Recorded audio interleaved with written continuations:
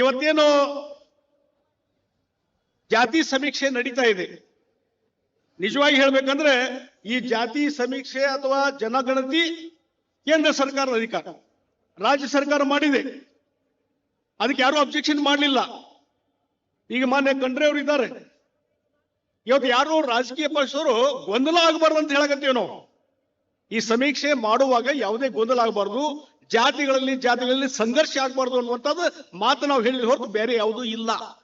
ಅದಕ್ಕಾಗಿ ನಾನು ಹೇಳ್ತಾ ಇದ್ದೇನೆ, ಈ ಗೊಂದಲಗಳನ್ನ ನಿವಾರಣೆ ಮಾಡುವಂತ ಕೆಲಸ ಆಗ್ಬೇಕು, ಅದು ಬಹಳ ಮುಖ್ಯವಾಗಿ. ಮತ್ತು ವೀರಶೈವ ಲಿಂಗಾಯತ ಕಳೆದ ಬಾರಿ ಏನು ಹಿಂದುಳಿದವರದ ಆಯೋಗ ಅದರ ವರದಿ ಹೊರಗೆ ಬರಲಿಲ್ಲ, ಆದ್ರೆ ಏನು ಗೊಂದಲ ನಿರ್ಮಾಣ ಆಯಿತು, ಇಡೀ ಲಿಂಗಾಯತ ಸಮಾಜ ಇಡೀ ನಾಡಿನಲ್ಲಿ, ಅಲ್ಲಿ ನಾ ಹೇಳಿಲ್ಲ ಮಹಾರಾಷ್ಟ್ರದಲ್ಲಿ 2 ಕೋಟಿ, ಇಲ್ಲಿ ಎಲ್ಲ ಕೂಡಿಸಿದ್ರೆ 60 ಲಕ್ಷ. ಅದಕ್ಕಾಗಿ ಈ ಗೊಂದಲ ನಿರ್ಮಾಣ ಆಗಬಾರ್ದು ಅನ್ನುವಂಥದ್ದು ಬಹುಶಃ ನಿನ್ನೆ ರಾಜ್ಯ ಸರ್ಕಾರದ ಕ್ಯಾಬಿನೆಟ್ ಹಲವಾರು ಚರ್ಚೆ ಆಗಿದೆ. ಅದಕ್ಕೊಂದು ಯೋಗ್ಯವಾದಂತ ನಿರ್ಧಾರವನ್ನ ರಾಜ್ಯ ಸರ್ಕಾರ ಕೈಗೊಳ್ಳಿ ಅನ್ನುವಂಥ ಮಾತನ್ನ ಈ ಸಂದರ್ಭದಲ್ಲಿ ನಾ ಹೇಳ ಬಯಸ್ತೇನೆ. ಮತ್ತು ಒಂದು ಮಾತನ್ನು ಹೇಳ್ತೀನಿ, ಇವತ್ತೇನು ಜಾತಿ ಗಣತಿ ಸಮಾಜದಲ್ಲಿ ಸಮಾನತೆ ಮತ್ತು ನ್ಯಾಯ ಒದಗಿಸಲು ಬೇಕಾದ ಮಾನದಂಡ, ಆದರೆ ಅದು ತಪ್ಪಾದ ಅಂಕಿ ಅಂಶಗಳಿಂದ ಕೂಡಿದ್ದರೆ ಸರ್ಕಾರ ಜನರ ವಿಶ್ವಾಸ ಕಳ್ಕೊತಿದೆ. ಮತ್ತು ಸಮೀಕ್ಷೆಯ ಉದ್ದೇಶ ಹಿಂದುಳಿದವರಿಗೆ ನ್ಯಾಯವನ್ನು ಒದಗಿಸುವಂಥದ್ದು. ಆದ ಕಾರಣ ಸಮೀಕ್ಷೆಯನ್ನು ನಡೆಸುವ ಮೊದಲು ಜಾತಿಗಳ ಹೆಸರು, ತಜ್ಞರ ಪರಿಶೀಲನೆಗೆ ನಿಖರ, ಪರಿಶುದ್ಧ ಹಾಗೂ ಪಾರದರ್ಶಕದಿಂದ ಕೂಡಿರಬೇಕು ಅನ್ನುವಂತ ಅಭಿಪ್ರಾಯವನ್ನು ನಾನು ಹೇಳ್ತೇನೆ. ಇದು ಗೊಂದಲ ಗೂಡಾಗಬಾರದು ಅನ್ನುವಂತ ಮಾತನ್ನು ಹೇಳ್ತೀನಿ. ಹೀಗಾಗಿ ಆ ಹಿನ್ನೆಲೆಯಲ್ಲಿ ಇವತ್ತೇನು ಸಮೀಕ್ಷೆ ನಡೀತದೆ, ಈಗ ಸಮೀಕ್ಷೆ ಬಗ್ಗೆ ಬಹಳಷ್ಟು ಅಭಿಪ್ರಾಯಗಳಿದ್ದಾವೆ. ನಾ ಅದ್ರ ಬಗ್ಗೆ ಇಲ್ಲಿ ಈ ವೇದಿಕೆ ಮೇಲೆ ಮಾತಾಡ್ಲಿಕ್ಕೆ ಹೋಗುದಿಲ್ಲ. ಕೋರ್ಟ್ ನಲ್ಲಿ ಈಗ ಚಾಲೆಂಜ್ ಮಾಡಿದ್ದಾರೆ, ಅಲ್ಲಿ ಏನಾಗ್ತದೆ ನೋಡೋಣ. ಅಕಸ್ಮಾತ್ ಏನಾದ್ರೂ ಅದು ಮುಂದುವರೆದ್ರೆ ಇನ್ನೊಂದು ಸ್ವಲ್ಪ, ನಾನು ಸರ್ಕಾರಕ್ಕೆ ಇವತ್ತು ಖಂಡ್ರೆ ಪ್ರತಿನಿಧಿಯಾಗಿದ್ದಾರೆ, ನಾನು ಅವರಲ್ಲಿ ಹೇಳ್ತೇನೆ, ಇದು ಗೊಂದಲ ಗೂಢ ಆಗದ ರೀತಿಯಲ್ಲಿ ಎಲ್ಲರೂ ವಿಶ್ವಾಸ ತೆಗೆದುಕೊಂಡು ಯಾವ್ಯಾವ ಜಾತಿ ಎಷ್ಟಿದಾವೆ ಎಂತಾನ, ಯಾಕಂದ್ರೆ ಒಂದೇ ಜಾತಿ ಇರುವಂತದನ್ನ 4-5 ಕಡೆ ಕಳಿಸಿದ್ದಾರೆ. ಆ ಉದಾಹರಣೆ ಇಲ್ಲಿ ಹೇಳಕ್ ಹೋಗಲ್ಲ, ಸಮಯ ಇಲ್ಲ. ಅದಕ್ಕಾಗಿ ಅದೆಲ್ಲವನ್ನೂ ನಿವಾರಣೆ ಮಾಡಿ ಹೊಸದಾಗಿ ಸಮೀಕ್ಷೆ ಮಾಡುವಂತದ್ದಾದ್ರೆ ಬಹಳ ಚಲೋ ಆಗ್ತದೆ ಅನ್ನುವಂಥ ಮಾತನ್ನ ಈ ಸಂದರ್ಭದಲ್ಲಿ ನಾ ಹೇಳ ಬಯಸ್ತಾನೆ. ಅದರ ಬಗ್ಗೆ ಒಂದು ಆಲೋಚನೆ ಮಾಡಬೇಕು ಅನ್ನುವಂಥದ್ದು. ಮತ್ತು ಈಗ ವೀರಶೈವ ಲಿಂಗಾಯತ, ಹಿಂದೆ ಈಗ ಖಂಡ್ರೆ ಅವರು ಹೇಳಿದ್ರು ವೀರಶೈವ ಮಹಾಸಭಾ, ಚಾಮನೂರು ಅಧ್ಯಕ್ಷರು ಮತ್ತು ಖಂಡ್ರೆ ಅವರು, ಈಗ ಬಿದರಿಯವರು ಅಧ್ಯಕ್ಷರಿದ್ದಾರೆ ರಾಜ್ಯದ. ಅವರೆಲ್ಲ ಒಂದು ನಿರ್ಧಾರ ಮಾಡಿದ್ರು, ವೀರಶೈವ ಲಿಂಗಾಯತ ಒಂದು ಸ್ವತಂತ್ರ ಧರ್ಮ ಮಾಡಬೇಕನ್ನುವಂಥದ್ದು. ಈಗ ಅವರೊಂದು ಹೆಜ್ಜೆಯನ್ನು ಹಿಂದೆ ಸರಿದು ಅವರೇನು ಹೇಳಿದ್ದಾರೆ, ಇವತ್ತು ಜಾತಿ ಕಾಲಂದಲ್ಲಿ ವೀರಶೈವ ಲಿಂಗಾಯತ ಯಾವುದಾದ್ರೂ ಬರ್ಸಿ, ಮತ್ತು ಉಪಜಾತಿ ಕಾಲಂದಲ್ಲಿ ಯಾವ ಉಪಜಾತಿಗಳಿದಾವೆ ಮತ್ತು ಇಲ್ಲಿವರೆಗೆ ಯಾವ ಜಾತಿ ಉಪಜಾತಿಗಳಿಗೆ ಈ ಮೀಸಲಾತಿಯ ಬೆನಿಫಿಟ್ ಸಿಕ್ಕಿದೆ ಅದಕ್ಕೆ ವ್ಯತಿರಿಕ್ತವಾಗಿ ಅವರು ಬರ್ಸ್ಲಿ ಅನ್ನುವಂತ ಮಾತನ್ನು ಇವತ್ತು ವೀರಶೈವ ಮಹಾಸಭಾದವರು ನಿರ್ಧಾರ ಕೈಗೊಂಡಿದ್ದಾರೆ ಅನ್ನುವಂತ ಮಾತನ್ನ ಈ ಸಂದರ್ಭದಲ್ಲಿ ನಾ ಹೇಳಬಯಸ್ತೇನೆ. ಇನ್ನು ಧರ್ಮದ ವಿಚಾರ ಬರ್ತದೆ. ಧರ್ಮದ ವಿಚಾರ ಇಲ್ಲಿ ಕೆಲವೊಂದು ವಿಚಾರಗಳನ್ನ ನಾನು ಇಲ್ಲಿ ಪ್ರಸ್ತಾಪ ಮಾಡಬಯಸ್ತಾ ಇದ್ದೇನೆ. ಏನಂದ್ರೆ ಲಿಂಗಾಯತ ಜನಾಂಗವು, ಲಿಂಗಾಯತ ಅಂತ ನಾ ಏನು ರೆಫರ್ ಮಾಡಿದ್ರೆ ಇದು ಲಿಂಗಾಯತ ವೀರಶೈವ 2 ಕೂಡ. ಲಿಂಗಾಯತ ಜನಾಂಗವು ಈ ರಾಜ್ಯದ ಒಂದು ಪ್ರಮುಖ ಜನಾಂಗವಾಗಿದೆ.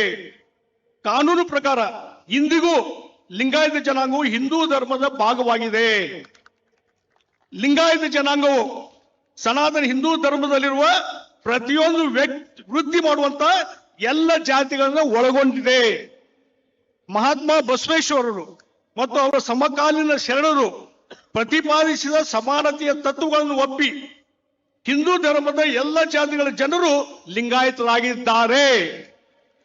ಲಿಂಗಾಯತಿಗೆ ಇನ್ನೂ ಒಕ್ಕೂಟ ಸರ್ಕಾರವು ಪ್ರತ್ಯೇಕ ಧರ್ಮ ಎಂಬ ಮಾನ್ಯತೆಯನ್ನು ನೀಡಿರಲಿಲ್ಲ. ಆದರೆ ಲಿಂಗಾಯತ ನಿಶ್ಚಿತವಾಗಿ ಒಂದು ಜಾತಿ ಅಲ್ಲ, ಅದನ್ನು ಒಂದು ಧರ್ಮದ ಒಂದು ಪರಂಪರೆ, ಸಂಪ್ರದಾಯ, ಪಂಥ ಎಂದು ಪರಿಗಣಿಸುವುದು ಸರಿಯಾದಂತ ಒಂದು ಕ್ರಮವಾಗಿದೆ. ಲಿಂಗಾಯತ ಪರಂಪರೆ, ಸಂಪ್ರದಾಯ, ಪಂಥದಲ್ಲಿ ಹಿಂದೂ ಧರ್ಮದ 100ಕ್ಕೂ ಹೆಚ್ಚು ಜಾತಿಗಳು ಸೇರಿರುತ್ತವೆ. ಇವುಗಳಲ್ಲಿ ಹೆಚ್ಚಿನ ಜಾತಿಗಳು ಸಮಾಜದ ತಳ ಸಮುದಾಯಕ್ಕೆ ಸೇರಿದ ಜಾತಿಗಳಾಗಿವೆ. ಈ ವಿಚಾರ ಇವತ್ತು ಶಂಕರ ಬಿದರಿಯವರು ಮಹಾಸಭಾದ ಅಧ್ಯಕ್ಷರಿದ್ದಾರೆ. ಅವರು ನಿನ್ನೆ ಹಿಂದುಳಿದ ವರ್ಗದ ಆಯೋಗದ ಅಧ್ಯಕ್ಷರನ್ನ ನಿನ್ನೆ ಭೇಟಿಯಾಗಿ ಅವ್ರಿಗೆ ಮನವಿ ಕೊಟ್ಟಿದ್ದಾರೆ. ಆ ಮನವಿ ವೀರಶೈವ ಮಹಾಸಭಾ ಅಲ್ಲಿಂದ ಅಧ್ಯಕ್ಷರಾಗಿ ಕೊಟ್ಟಿದ್ದಾರೆ. ಅವರು ಶಂಕರ ಬಿದ್ರಿ ಇಂಡಿವಿಜುವಲ್ ಆಗಿ ಕೊಟ್ಟಿಲ್ಲ. ಇದನ್ನ ಅರ್ಥ ಮಾಡ್ಕೋಬೇಕು ನಾವು. ಇದ್ರ ಮೇಲೆ ಅದರ ಅರ್ಥ ಏನೋ ತಿಳ್ಕೊಂಡು ಮುಂದಿನ ಹೆಜ್ಜೆಗಳನ್ನು ನಾವು ಇಡಬೇಕು. ಮತ್ತು ಅವರು ನಿನ್ನೆ ಮನವಿ ಪತ್ರ ಕೊಟ್ಟಿದ್ರಲ್ಲಿ ಎಲ್ಲವನ್ನೂ ವಿಶ್ಲೇಷಣೆ ಮಾಡಿ ಇನ್ನೂ ಜಾತಿಗಳಲ್ಲಿ ಇರುವಂತಹ ಏನು ಅಂತರಗಳಿದ್ದಾವೆ ಅದನ್ನೂ ನಿವಾರಣೆ ಮಾಡಿಕೊಂಡು ಇದು ಸರಿಯಾದ ರೀತಿಯಲ್ಲಿ ಸಮೀಕ್ಷೆ ಮಾಡಬೇಕು ಅನ್ನುವಂಥದ್ದನ್ನ ಇವತ್ತು ಬಿದ್ರಿ ಅವರು ನಿನ್ನೆ ಕೊಟ್ಟಂತ ಮನವಿಯಲ್ಲಿ ಹೇಳಿದರು. ಹೀಗಾಗಿ ಇವತ್ತು ಇದ್ರ ಬಗ್ಗೆ ಬಹಳ ಚಿಂತನೆಯನ್ನು ಮಾಡಲಾದ್ರೆ ಇವತ್ತು ಏನು ಧರ್ಮ ಅನ್ನುವಂಥದ್ದಿದೆ ಅದ್ರ ಬಗ್ಗೆ ಇವತ್ತು ಅವರು ವೀರಶೈವ ಮಹಾಸಭಾದವರು ನಿಮಗೆ ಬಿಟ್ಟಿದ್ದಾರೆ. ಆದ್ರೆ ಒಂದು ಅಭಿಪ್ರಾಯ ಎಲ್ಲರದು, ಯಾವಾಗಲೂ ಈ ಮೀಸಲಾತಿ ಮತ್ತು ಎಲ್ಲ ಸೌಲಭ್ಯಕ್ಕೆ ಸಿಗ್ಬೇಕಾದ್ರೆ ನಮ್ಮ ಹಿಂದಿನ ಜಾತಿ ಸರ್ಟಿಫಿಕೇಟ್ ನೋಡ್ರಿ, ನಮ್ದು ನಿಮ್ದು ಎಲ್ಲರದು, ಅದರಲ್ಲಿ ಹಿಂದೂ ಲಿಂಗವಂತ ಐತಿ, ಬೇರೆ ಏನಿಲ್ಲ. ಇನ್ನು ಅರ್ಥ ಮಾಡಿಕೊಂಡು ಇವತ್ತು ಧರ್ಮದ ಕಾಲಂನಲ್ಲಿ ಏನು ಬರಿಬೇಕನ್ನುವಂಥದ್ದು ನೀವೆಲ್ಲರೂ ನಿರ್ಧಾರ ಮಾಡ್ರಿ ಅನ್ನುವಂಥ ಮಾತು ಹೇಳ್ತೀನಿ. ಇವತ್ತೇನು ನಾ ಹೆಚ್ಚಿಗೆ ಮಾತಾಡಕ್ ಹೋಗುದಿಲ್ಲ. ಇವತ್ತೇನು ಸಮಾಜ ಒಂದಾಗಿರ್ಬೇಕು, ಒಗ್ಗಟ್ಟಾಗಿರ್ಬೇಕು, ಶಕ್ತಿವಂತ ಆಗ್ಬೇಕು. ಇದೇ ಒಂದು ಉದ್ದೇಶದಿಂದ ಇವತ್ತೇನು ಇಲ್ಲಿ 16,000 ಸಂಖ್ಯೆಯಲ್ಲಿ ತಾವೆಲ್ಲ ಸೇರಿದ್ರಿ. ಅದಕ್ಕೆ ಜಗದ್ಗುರುಗಳು ಮತ್ತು ಸ್ವಾಮೀಜಿಯವರು ಅವರ ಆಶೀರ್ವಾದಕ್ಕೆ ಬಂದಿದ್ದಾರೆ. ಅಷ್ಟೇ ಅಲ್ಲ, ಬಹುಶಃ ಹುಬ್ಬಳ್ಳಿಯಲ್ಲಿ ಏನು ಈ ಸಮಾವೇಶ ನಡೀತಾ ಇದೆಯಲ್ಲ ವೀರಶೈವ ಲಿಂಗಾಯತ, ಸಾವಿರಾರು ಸಂಖ್ಯೆಯಲ್ಲಿ ಇವತ್ತು ಸ್ವಾಮೀಜಿಗಳು ಬಂದಿದ್ದಾರೆ, ಸಾವಿರಾರು ಸಂಖ್ಯೆ. ಇದನ್ನು ನೋಡಿದಾಗ ಇವತ್ತು ಸಮಾಜದಲ್ಲಿ ಎಷ್ಟು ಒಗ್ಗಟ್ಟಿದೆ, ಯಾವ ಶಕ್ತಿ ಇದೆ ಅನ್ನುವಂಥದ್ದನ್ನ ಈ ಒಂದು ಸಮಾವೇಶ ತೋರಿಸಿಕೊಟ್ಟಿದೆ. ಇದು ಇದೇ ರೀತಿಯಾದಂತ ಪರಂಪರೆ ಮುಂದುವರಿಯಲಿ.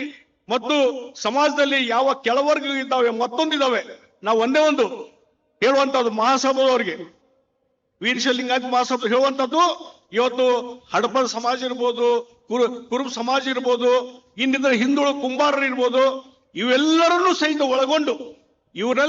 ಒಳಗೊಂಡು ಅವರೆಲ್ಲರೂ ವಿಶ್ವಾಸ ತೆಗೆದುಕೊಂಡು ಇದು ಕೇವಲ ವೀರಶೈವ ಲಿಂಗಾಯತ ಅಂದ್ರೆ ಕೆಲವರಿಗೆ ಸೀಮಿತ ಆದದ್ದಲ್ಲ. ಇವತ್ತು ಬಸವಣ್ಣ 12ನೇ ಶತಮಾನದಲ್ಲಿ ರೇಣುಕಾದಿ ಪೂಜ್ಯರು ಏನು ನಮ್ಮ ಮಾರ್ಗದರ್ಶನ ಮಾಡಿದ್ರು 12ನೇ ಶತಮಾನದಲ್ಲಿ, ಎಲ್ಲ ವರ್ಗದ ಜನರ, ಮೇಲ್ವರ್ಗ ಕೆಳವರ್ಗ ಎಲ್ಲನೂ ಒಳಗೊಂಡು ಇವತ್ತು ವೀರಶೈವ ಲಿಂಗಾಯತ ಸಮಾಜ ಕಟ್ಟಬೇಕು. ಅದಕ್ಕೆ ಹೆಜ್ಜೆನೆ ಇಡ್ರಿ ಅನ್ನುವಂಥ ಮಾತನ್ನ ವೀರಶೈವ ಲಿಂಗಾಯತ ಸಮಾಜಕ್ಕೆ ನಾ ಹೇಳ್ತೇನೆ. ದಯವಿಟ್ಟು ಆ ಕೆಲಸವನ್ನು ಮಾಡಿ. ಅದಕ್ಕೆ ಸಮಾಜದ ಶಕ್ತಿ ಹೆಚ್ಚಿನ ರೀತಿ ಮಾಡ್ಲಿಕ್ಕೆ ನಾವೆಲ್ಲ ಸನ್ನದ್ಧರಾಗಿದ್ದೇವೆ. ನಾವು ನಿಮ್ ಜೊತೆ ಕೆಲಸ ಮಾಡ್ಲಿಕ್ಕೆ ತಯಾರಿದ್ದೇವೆ. ಈ ರೀತಿ ಇವತ್ತು ಜನರ ಜೊತೆಗೆ ಇವತ್ತು ನಾವೆಲ್ಲ ಇಲ್ಲಿ ಹೇಳ್ಬೋದು. ಆದ್ರೆ ಕೊನೆಗೆ ಇವತ್ತು ಜನಸಾಮಾನ್ಯರಲ್ಲಿ ಏನೊಂದು ಗೊಂದಲ ಇದೆಯಲ್ಲ, ಅದು ನಿವಾರಣೆ ಆಗುವಂತದ್ದು ಬಹಳ ಅವಶ್ಯಕತೆ ಇದೆ. ಬಹುಶಃ ಈ ಒಂದು ಸಮಾವೇಶದಿಂದ ಆ ಗೊಂದಲ ನಿವಾರಣೆ ಆಗ್ಲಿಕ್ಕೆ ಸಾಧ್ಯತೆ ಅನ್ನುವಂತ ಮಾತನ್ನ ಈ ಸಂದರ್ಭ ಹೇಳಿ, ಇವತ್ತು ಎಲ್ಲ ಕಡೆ ಇದ್ರ ಬಗ್ಗೆ ಜನಸಾಮಾನ್ಯರು ಯೋಗ್ಯವಾದಂತ ನಿರ್ಧಾರವನ್ನು ಕೈಗೊಂಡು ಸಮೀಕ್ಷೆಯಲ್ಲಿ ಭಾಗವಹಿಸಬೇಕು ಅನ್ನುವಂತ ವಿನಂತಿಯನ್ನು ಮಾಡಿಕೊಂಡು, ಈ ಸಂದರ್ಭದಲ್ಲಿ ನಂಗೆ 4 ಮಾತಾಡಲಿಕ್ಕೆ ಅವಕಾಶ ಕೊಟ್ಟಿದ್ದೀರಿ ಮತ್ತು ಗೌರವ ಕೊಟ್ಟಿದ್ದೀರಿ. ಎಲ್ಲರಿಗೂ ಸಹಿತ ನಾನು ಹೃತ್ಪೂರ್ವಕವಾದಂತ ಅಭಿನಂದನೆ ಸಲ್ಲಿಸಿ ನನ್ನ 4 ಮಾತನ್ನು ಮುಗಿಸ್ತಾ ಇದ್ದೇನೆ. ನಮಸ್ಕಾರ. ಜೈ ಹಿಂದ್, ಜೈ ಕರ್ನಾಟಕ.